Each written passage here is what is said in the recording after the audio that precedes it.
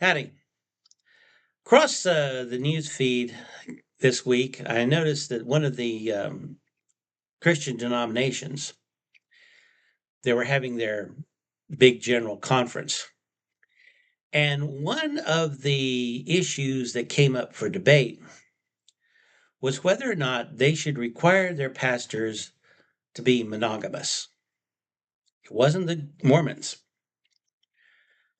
Now, I think it's pretty clear that the verse in Genesis 2 that Jesus quotes is a man shall leave his father and his mother, cleave only to his wife, and the two shall become one flesh. Two. But one of the things in this article I was reading was they were citing characters in the Bible that were polygamous. Jacob was married to Leah and Rachel. He had two wives. The thing about citing characters in the Bible is that the Bible is about real people in all our messiness. And some of the great heroes of the Bible are deeply flawed.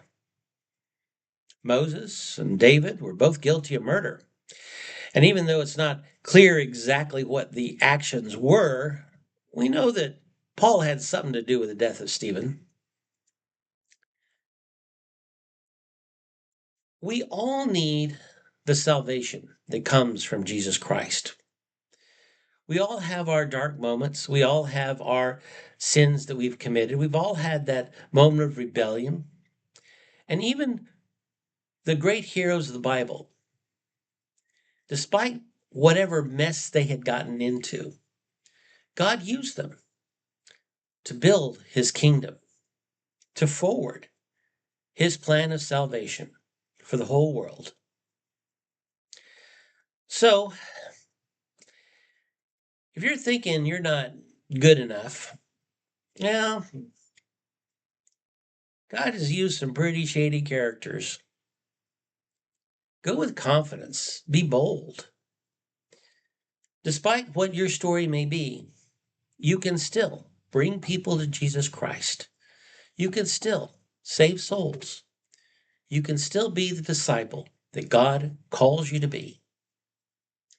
Thanks for listening. Adios.